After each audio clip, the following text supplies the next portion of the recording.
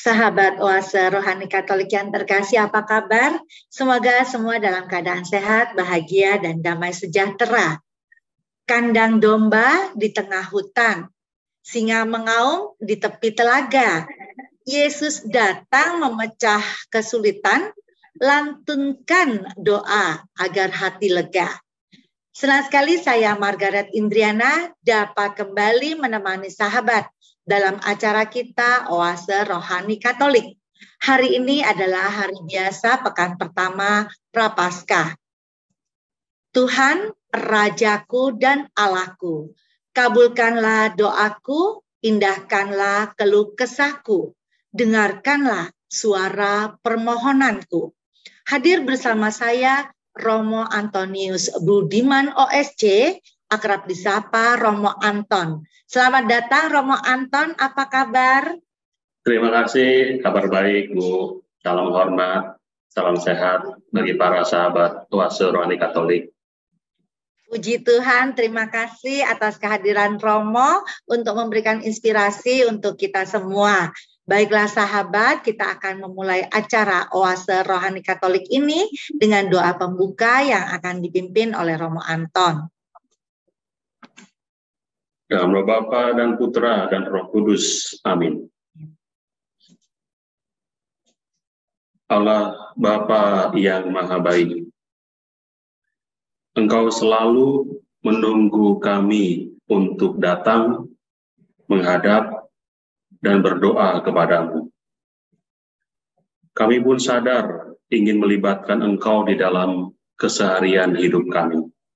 Di dalam hidup dan karya kami tergantung pada berkat dan kerelaan kasih-Mu. Semoga kami dalam masa Prapaskah ini tidak pernah jemu berdoa, mengetuk pintu belas kasihan, menjalankan pantang dan puasa, serta melakukan amal dalam hidup kami.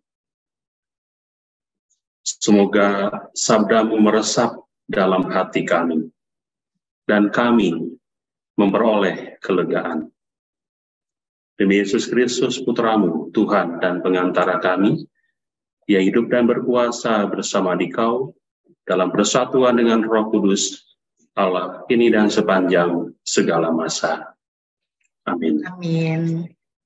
Dalam nama Bapa, Putra, dan Roh Kudus. Amin. Sahabat Oase Rohani Katolik yang terkasih, pada kesempatan ini saya akan membacakan bacaan dari kitab Ester, bab 4 ayat 10a, ayat 10c sampai 12, dilanjutkan ayat 17 sampai 19.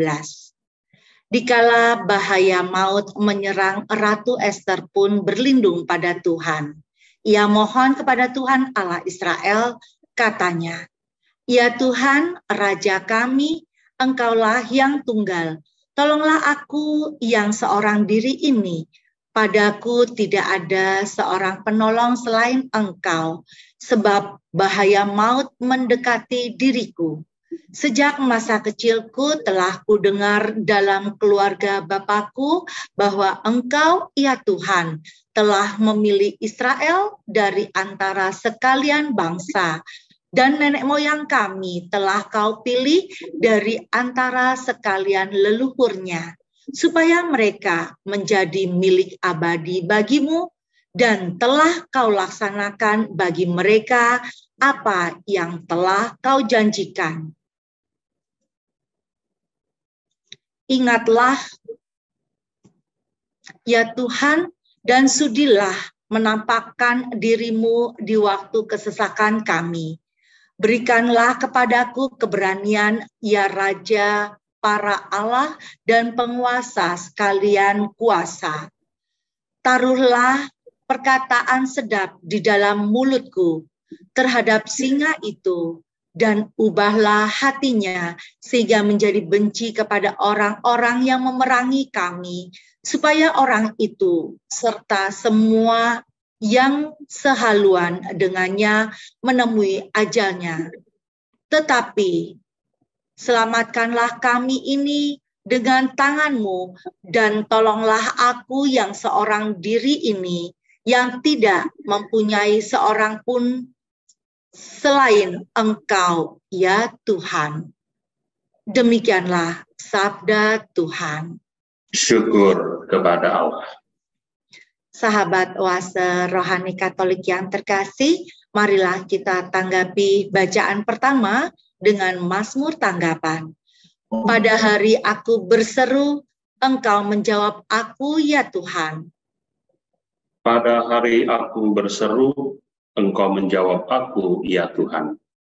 Aku hendak bersyukur kepadamu dengan segenap hati di hadapan para dewata. Aku akan bermazmur bagimu. Aku hendak sujud ke arah bait-Mu yang kudus. Pada hari aku berseru, Engkau menjawab aku, ya Tuhan. Aku memuji nama-Mu oleh karena kasih-Mu dan oleh karena kasih setia-Mu, sebab Kau buat nama-Mu dan janji-Mu melebihi segala sesuatu. Pada hari aku berseru, Engkau menjawab aku, ya Tuhan. Tuhan, tangan kanan-Mu menyelamatkan daku. Engkau akan menyelesaikan segalanya bagiku. Ya Tuhan, kasih setia-Mu kekal abadi, janganlah Kau tinggalkan buatan tangan-Mu. Pada hari aku berseru, Engkau menjawab aku, ya Tuhan. Sahabat oase rohani Katolik yang terkasih, marilah kita siapkan hati kita untuk mendengarkan bacaan Injil yang akan dibawakan oleh Romo Anton. Tuhan bersamamu. Dan bersama rohmu. Inilah Injil suci menurut Matius. Dimuliakanlah Tuhan. Dalam khotbah di bukit, Yesus berkata kepada murid-muridnya, "Mintalah, maka kamu akan diberi. Carilah, maka kamu akan mendapat. Ketuklah, maka pintu akan dibukakan bagimu. Karena setiap orang yang meminta akan menerima. Setiap orang yang mencari akan mendapat, setiap orang yang mengetuk, baginya pintu akan dibukakan. Adakah seorang daripadamu yang memberi batu kepada anaknya jika ia meminta roti, atau memberi ular jika ia meminta ikan? Jadi, jika kamu yang jahat tahu memberikan yang baik kepada anak-anakmu, apalagi Bapamu yang di surga, Ia akan memberikan yang baik kepada mereka yang minta kepadanya. Segala sesuatu yang kamu kehendaki supaya orang perbuat kepadamu, perbuatlah demikian juga kepada mereka. Itulah isi seluruh hukum Taurat dan kitab para nabi. Demikianlah sabda Tuhan. Terpujilah Kristus. Sahabat oase rohani Katolik yang terkasih, marilah kita mendengarkan inspirasi yang akan disampaikan oleh Romo Anton. Romo, bagaimana cara berdoa yang baik atau rumusan doa yang manjur atau cespleng, Romo? Ya, mungkin ya siapapun kita gitu ya, kepada orang yang kita kenal, bahwa orang ini hidup doanya baik. Dan kepada orang yang hidup doanya baik itu kita seringkali tergoda untuk bertanya, bagaimana cara berdoa yang baik? Atau mungkin juga apa rumusan doa seperti apa yang bisa kemudian meluluhkan hati Tuhan dan akhirnya mengabulkan setiap doa yang kita sampaikan kepada Tuhan. Dan itu yang mungkin juga yang dialami oleh Ibu Margaret ya, sehingga bertanya apa sih doa yang baik yang kemudian bisa meluluhkan hati Tuhan sehingga doa-doa itu terkabul. Betul loh, iya. Jadi saya sendiri secara pribadi tidak mempunyai jawaban yang pasti. Tidak mempunyai jawaban yang pasti atau kemudian juga mempunyai rumusan doa yang manjur yang kemudian bisa meluluhkan hati Tuhan. Tapi jika saya berdoa, atau paling tidak ya, ketika saya mempunyai niat yang baik, dan kemudian saya sampaikan di dalam doa di hadapan Allah, saya yakin bahwa itu akan dikabulkan oleh Tuhan. Artinya bahwa ketika kita berdoa, ada niat baik yang pertama-tama kita kedepankan di dalam setiap doa kita. Saya berkaca dari apa yang disampaikan oleh Yesus dalam Injil hari ini. Ya. Yesus dalam Injil meneguhkan prinsip dan keyakinan iman di dalam doa yang berisi niat baik. Dia mengajarkannya kepada para murid. Dia menyampaikan, mintalah, maka akan diberikan. Carilah, maka kamu akan mendapat. Ketoklah, maka pintu akan dibukakan bagimu. Saya merenungkan dan kemudian menafsirkan bahwa itulah niat baik. Bahwa ketika kita punya niat baik, sebutlah, ketika kita minta, kan kita niatnya baik, meminta. Ketika kita memang sungguh membutuhkan sesuatu, saya mencari, ada niatan baik mencari, mengusahakan.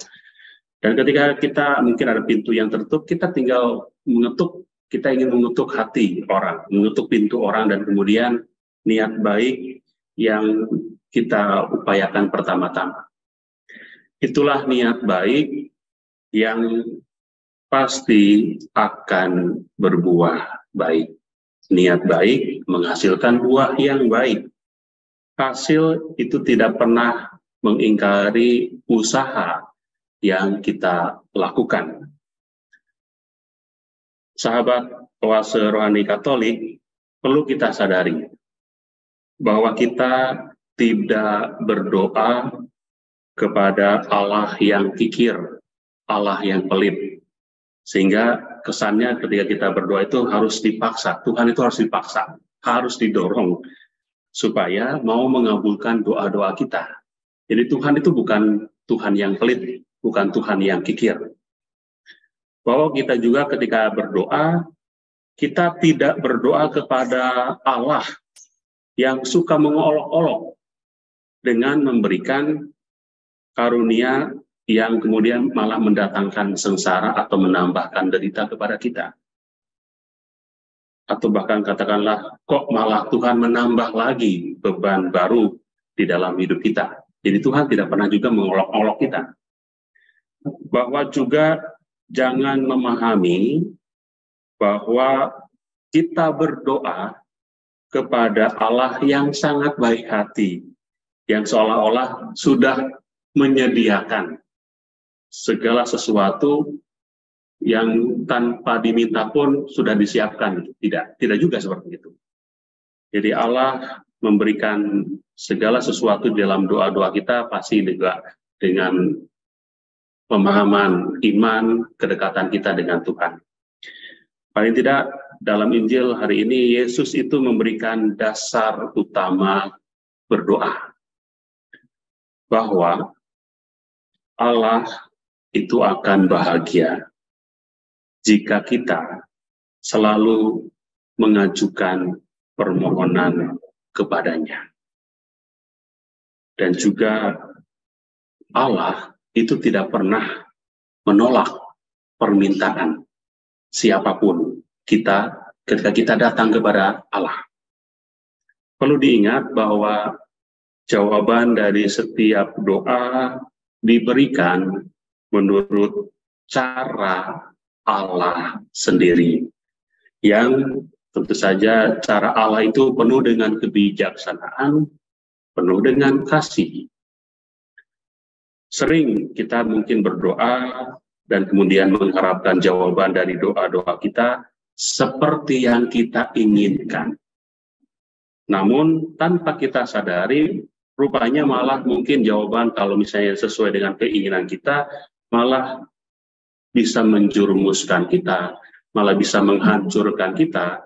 Karena kan juga kadang ketika kita berdoa, malah mendoakan supaya orang celaka gitu ya, atau mendoakan segala macam hal yang kemudian seturut pemikiran kita, keinginan kita. Itu malah rupanya memang doanya malah mengarahkan kepada kehancuran hidup kita. Kita sering bahasanya kita adalah kita seringkali mendikte Allah dengan hal keinginan atau doa-doa yang justru bisa menjerumuskan kita. Kita perlu digarisbawahi bahwa kita itu tidak bisa mendikte Allah. Mendikte seolah-olah, Tuhan, saya itu maunya ini. Tidak.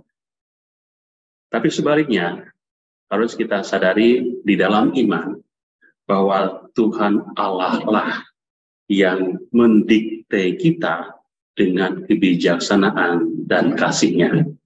Jadi ketika kita berdoa atau mencari bagaimana cara doa yang baik atau rumusan doa yang seperti apa sehingga bisa meluluhkan hati Tuhan, harus diingat kita adalah manusia yang punya kuasa untuk mengabulkan, yang punya kuasa untuk mendengarkan doa, dan punya kuasa untuk kemudian merasakan kehidupan kita terberkati adalah Tuhan sendiri.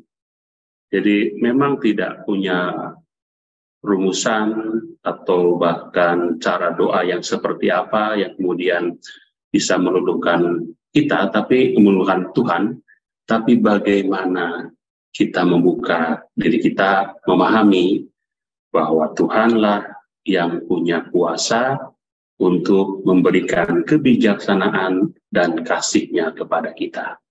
Saya kira itu doa ya, cara doa yang seperti itulah yang mungkin baik ya. Ketika ditanya kepada orang-orang yang mungkin dalam pandangan hidup kita, mereka hidup doanya baik. Atau mungkin rumusan doa yang seolah-olah orang yang rajin berdoa, doanya selalu dikabulkan. Tidak selalu. Karena memang ya kembali kepada cara Tuhan untuk yang mempunyai kebijaksanaan dan juga kasih di dalam pemahaman iman kita. Saya kira begitu, Margaret, ataupun para sahabat Rohani Katolik, bahwa ya Tuhan tidak bisa kita dikte, Dia yang punya kuasa.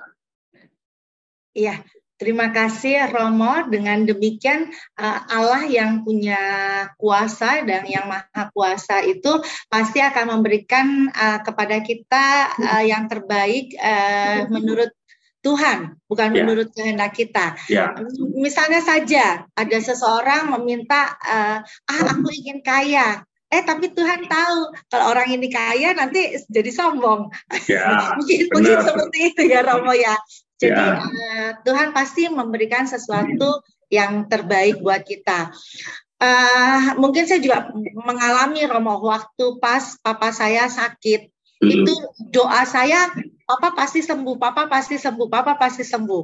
Nah, secara manusiawi saya melihat bahwa Papa masih tergolong muda gitu, masih lincah segala macam. Waktu itu sakit stroke Romo dan masuk ICU.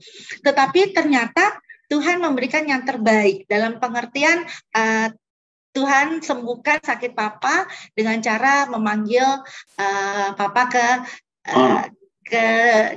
kehidupan yang abadi. Nah, itu bentuk kepasrahan saya. Saya belajar pasrah di situ, Romo, bahwa ternyata Tuhan tuh pasti memberikan yang terbaik. Mungkin saja bila mana Papa hidup, namanya kena stroke, itu pasti ada anggota tubuh yang tidak sempurna lagi. Mungkin saya tidak punya kesabaran yang lebih dan Iya. sebagainya. Ya itu Tuhan kasih yang terbaik buat keluarga dan Iya. juga terutama untuk papa sehingga tidak menderita sakit lagi. Iya. Seperti itu. Ya itu cara Allah untuk menunjukkan kebijaksanaannya bahwa ya saya juga tidak rela gitu katakanlah umat saya itu terus-terusan sakit dengan udah dikembalikan kembali ke Allah Bapa. Mengasihi keluarga pun saya percaya bahwa ibu dengan keluarga sangat mengasihi Bapa gitu ya. Tapi jauh kasih Allah itu jauh lebih tinggi lagi dibandingkan dengan manusia. Artinya bukan berarti bahwa keluarga tidak mengasihi, tapi Allah jauh lebih mengasihi. Iya, terima kasih Romo. Kita sayang sama orang tua kita, tapi Tuhan jauh lebih menyayangi orang tua kita. Ya, Romo, kalau tadi ada misalnya kalau kita mau doa kadang-kadang, aduh merangkai kata-kata tuh suka susah. Nah, banyak atau sering dilakukan kita doa Bapa kami seperti ajaran Tuhan Yesus. Nah, itu bagaimana Romo? Ya, ajaran doa Bapa kami itu kan diajarkan langsung oleh Yesus itu ya. Doa yang diajarkan oleh Yesus secara langsung, kemudian isinya pun seperti yang biasa kita lakukan. Tanpa harus contohlah, tidak mendoakan doa Bapa kami, tapi kemudian kita doa spontan keluar dari diri kita sendiri. Rumusannya pasti seperti apa yang dirumuskan dalam doa Bapa kami. Bahwa kita ketika kita merumuskan doa, misalnya sesuai dengan rumusan kita, yang pertama adalah kita memuji Tuhan. Kita memuliakan Tuhan. Kemudian barulah berisi dengan permintaan, pengharapan kita. Sehingga menjadi, ya katakanlah mungkin menjadi kebiasaan dari kita melihat dari apa yang disampaikan oleh Yesus, ya doanya adalah lebih banyak permintaan, permohonan kita. Dan rupanya itu tidak salah, karena Yesus sendiri yang sudah mencontohkan, Yesus sendiri yang sudah mengajarkan kepada kita, sehingga ya tidak menjadi masalah. Isinya adalah permohonan, karena kita sungguh percaya bahwa Tuhan itu bijaksana, bahwa Dia penuh kasih, dan saya bisa menyampaikan kerinduan hati saya di dalam doa-doa kita. Jadi memang tidak menjadi masalah, misalnya rumusan doanya seperti itu, yang kan kita juga belajar dari apa yang diajarkan oleh Yesus dalam doa Bapa kami, dan mulailah kita terapkan juga di dalam menyusun doa pribadi kita. Iya, terima kasih Romo yang sudah memberikan kekuatan untuk Margaret dan juga sahabat Oase Rohani Katolik, di mana biasanya tadi ya dalam doa spontan seringnya minta terus, tetapi ya tadi Romo sudah mengingatkan agar kita terlebih dahulu memuliakan Tuhan, memuji Tuhan. Baiklah Romo, kita jeda sejenak dan kita akan lanjutkan di permenungan kita berikutnya.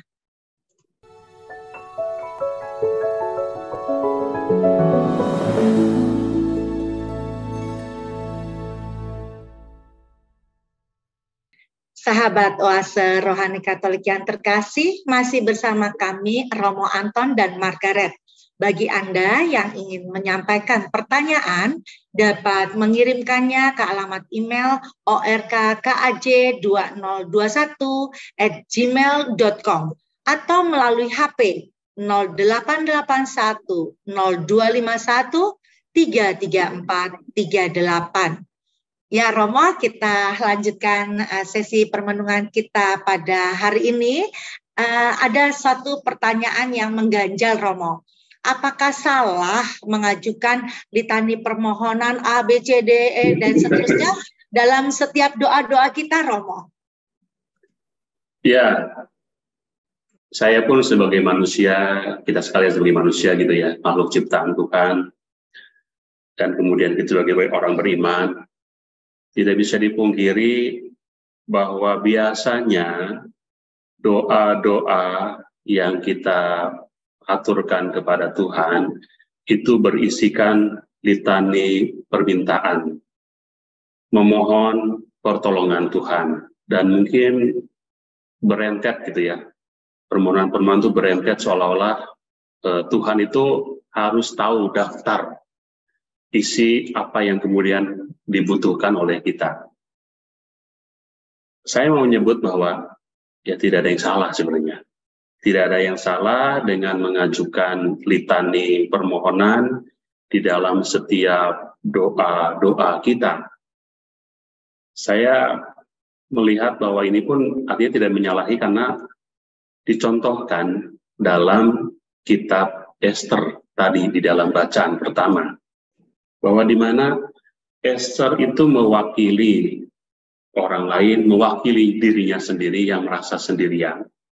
Dan kemudian dia memohon bantuan kepada Tuhan. Dengan merunut berbagai macam permintaan kepada Tuhan. Banyak yang diminta oleh Ester di dalam bacaan pertama yang kita tadi dengar itu. Di mana bahwa Ester itu adalah gambaran wanita yang penuh iman. Mungkin terlihat seakan-akan apa yang disampaikan oleh Ester di dalam, sebutlah di dalam bacaan pertama adalah doa-doanya Ester, apa yang disampaikan oleh Ester itu seakan-akan tidak ada yang bisa diharapkan lagi, sehingga dia kemudian mengharapkannya itu langsung kepada Tuhan. Dan tentu saja pengharapan kepada Tuhan isinya seperti litani permintaan, litani permohonan terus. Tapi yang jelas dilandasi bahwa Ester itu tetap mempunyai pengharapan yang besar kepada Tuhan. Jadi meskipun kita mempunyai litani permohonan, permintaan yang banyak, tapi juga harus diimbangi mempunyai pengharapan yang besar kepada Tuhan. Permohonan memang harus jelas. Permohonan yang kita sampaikan kepada Tuhan itu harus jelas. Doa yang kita sampaikan kepada Tuhan juga harus jelas, disampaikan secara jelas, dengan tetap menyadari bahwa kita itu hanya memohon. Dan Tuhan yang mempunyai caranya sendiri di dalam menanggapi setiap doa dan permohonan kita. Jadi tetap doa-doa pun kita pun yang kemudian litani entah berapa banyak doa yang kita sampaikan kepada Tuhan pada satu saat yang bersamaan, tapi kita juga harus tahu bahwa Tuhan yang punya caranya sendiri untuk menanggapi setiap doa kita. Kalau misalnya tadi disinggung berkaitan juga dengan Injil, gitu ya, kan tidak ada juga seorang ayah yang kemudian akan menolak permintaan anaknya. Apalagi Allah Bapa kita. Untuk menjelaskan ini, Yesus itu memberikan contoh roti dan ikan. Di dalam kutipan perikop Injil yang kita dengar hari ini, Yesus itu mengambil contoh ikan itu diibaratkan batu kapur. Batu kapur itu banyak tersebar di pantai dan mempunyai bentuk serta warna yang menyerupai roti. Kalau si anak meminta roti, apakah si ayah akan mengejek permintaan anak ini dengan memberikan batu yang menyerupai roti, tapi tidak bisa dimakan? Atau juga kalau si anak minta ikan, dan kemudian si ayah malah memberinya ular.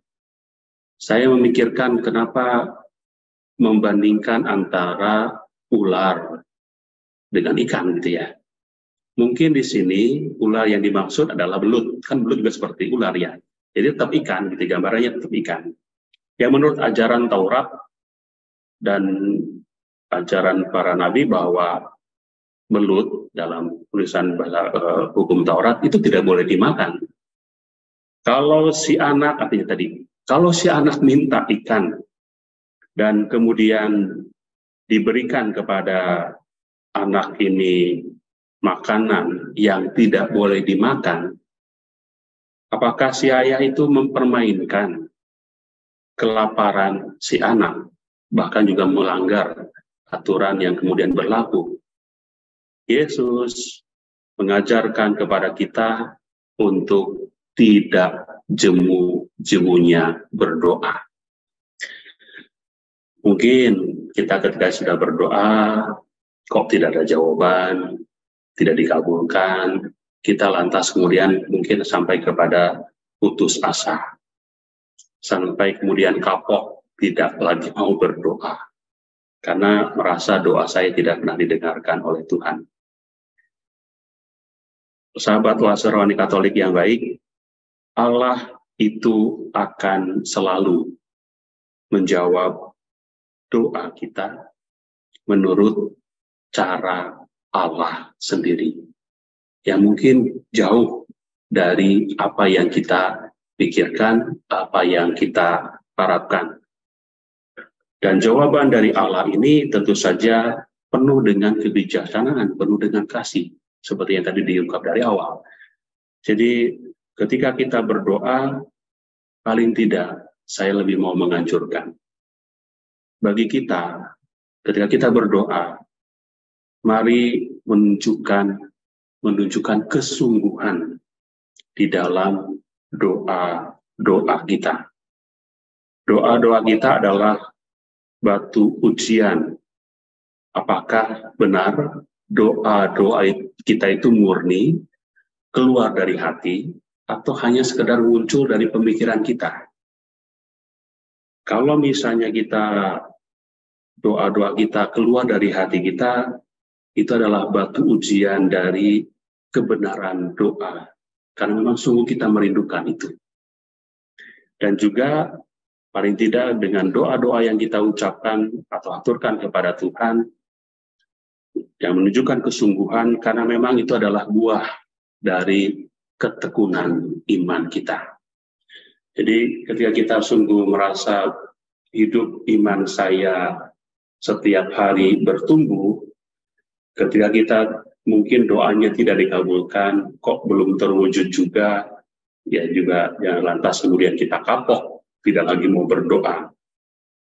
Ataupun mungkin doanya terasa didengarkan, tapi malah di waktu yang masa depan gitu ya. Oh, rupanya Tuhan itu sudah mengabulkan apa yang kemudian dulu pernah saya doakan. Jadi saya melihat, merenungkan bahwa cara Tuhan mendoakan atau mengabulkan doa kita itu ada 3 cara. Yang pertama, bahwa Tuhan mengabulkan doa kita. Dia menjawab iya. Karena doa yang kita sampaikan itu seturut dengan kehendak Allah. Atau yang kedua, Tuhan itu tidak mengabulkan doa kita. Dia menjawab tidak. Karena memang rupanya doa yang kita sampaikan itu tidak sejalan dengan apa yang dikehendaki oleh Allah. Dan yang ketiga, yang mungkin sampai dengan saat ini pun para sahabat Oase Rohani Katolik alami, Tuhan itu menjawab doa-doa kita itu dengan tunggu. Jadi tidak mengabulkan, ya, tidak juga langsung gitu. Artinya Tuhan masih meminta kita untuk tunggu, menguji kebenaran doa-doa kita, menguji ketekunan iman kita, sejauh mana kita sungguh mau berpegang teguh kepada Tuhan, seperti Esther yang kita dengar dalam bacaan kedua pertama itu. Jadi memang sungguh mari kita tetap berpegang kepada Tuhan di dalam kehidupan iman kita, bahwa doa-doa kita akan berbuah pada waktunya dan tentu akan tetap memberikan kebahagiaan kepada kita. Saya kira itu, umat Karet dan para sahabat Oase Rohani Katolik. Ya, terima kasih Romo Anton yang sudah memberikan peneguhan dan penguatan kepada Margaret dan juga sahabat Oase Rohani Katolik yang terkasih dimanapun berada. Dan kalau kita lihat di sini, kita mendapatkan teladan dari Esther untuk selalu tekun dalam doa kepada Allah, Dan tadi Romo juga sudah menyampaikan bahwa Tuhan bisa saja langsung mengatakan iya dan langsung terjadi. Tetapi tadi juga ada suatu kondisi di mana manusia harus bersabar, tetap tekun dalam doa, dan nanti waktunya Tuhan, bukan waktunya kita. Yang juga sangat menarik di sini tadi Romo membedakan antara doa dari hati dan doa dari pemikiran. Ya. Nah, kalau pemikiran mungkin keinginan kita ya Romo ya. Ya. Tapi kalau dari hati dan keinginan itu kan tidak ada batasnya ya. Selalu ingin. Tapi kalau bisa kembali ke hati, apakah benar saya membutuhkan itu? Jadi kan membedakan ya ada keinginan dengan kebutuhan. Ya Bu, benar. Jadi keinginan itu kan lebih kepikiran gitu ya. Kepikiran ya. Dan lagi tadi untuk mewujudkan apa yang kita inginkan, tentunya juga Tuhan berharap kita berusaha ya Romo. Tidak hanya sekedar misalnya Tuhan berikanlah aku rezeki hari ini, tetapi kita tidak melakukan apapun misalnya. Ya, kita sudah berdoa, tapi juga kita harus berupaya, mengupayakan agar doa itu paling tidak oleh kita sendiri bisa kita wujudkan. Dan kita percaya bahwa saya sudah menitipkan doa itu kepada Tuhan, pasti juga Tuhan berkarya di dalam setiap usaha yang kita jalankan. Jadi jangan sampai juga hanya menunggu mujizat dari Tuhan. Jangan hanya menunggu bahwa Tuhan pasti mengabulkan, tapi kita sendiri tidak menjalankan atau tidak mengusahakan. Iya, bahkan itu katanya dikatakan kita mencobai Tuhan ya Romo. Kalau kita berdoa menginginkan, tapi kitanya nggak mau berusaha, hanya menunggu dari Tuhan yang artinya ya, seperti itu Romo. Ya seolah-olah Tuhan itu menjadi ATM. Saya sudah masukkan PIN melalui doa-doa saya. Ya udah tinggal Tuhan nanti keluarkan saja sesuai dengan keinginan saya. Kan bukan. Tuhan itu bukan ATM yang kemudian sesuai dengan kriteria kita meminta dan kemudian berharap permintaan itu sama dengan apa yang kita butuhkan. Tapi doa adalah cara kita untuk sungguh beriman kepada Tuhan. Dia tidak pernah meninggalkan kita, bahkan dia adalah sosok seorang Bapa yang pasti akan memberikan yang terbaik kepada kita. Mungkin doa-doa yang kita sampaikan tidak selalu dikabulkan karena bukan yang terbaik bagi kita. Iya, terima kasih Romo atas inspirasi yang sudah diberikan untuk Margaret dan juga sahabat Oase Rohani Katolik yang terkasih. Dan mari kita mohon doa penutup dan berkat dari Romo Anton. Marilah kita berdoa. Dalam nama Bapa dan Putra dan Roh Kudus. Amin. Amin. Allah Bapa yang Maha Kasih dan Maha Bijaksana, Engkau mengundang kami untuk senantiasa mengarahkan hati kami kepadamu. Berilah kami iman bahwa Engkau selalu mempunyai cara untuk mendengarkan doa-doa kami. Selaraskanlah pengharapan dan doa-doa kami dengan kehendak-Mu. Kami ingin melibatkan Engkau di dalam setiap kehidupan kami dan percaya bahwa Engkau akan membahagiakan hidup kami sehari-hari. Demi Yesus Kristus Putra-Mu, Tuhan dan pengantara kami, yang hidup dan berkuasa bersama Dikau dalam persatuan dengan Roh Kudus, Allah, kini dan sepanjang segala masa. Amin. Tuhan bersamamu. Dan bersama rohmu. Semoga Allah yang Maha Kuasa memberkati saudara sekalian, Bapa dan Putra dan Roh Kudus. Amin. Amin. Sahabat Oase Rohani Katolik yang terkasih, Romo Antonius Budiman OSC dan Margaret Indriana mohon undur diri, dan kabar sukacita yang sudah kita dapatkan hari ini dapat kita bagikan dan wartakan kepada sesama kita dalam tingkah laku dan perbuatan kita. Ke pasar baru membeli sepatu, pulangnya beli es sirup. Untayan doa setiap waktu agar selalu terang jalani hidup. Salam damai, Tuhan memberkati.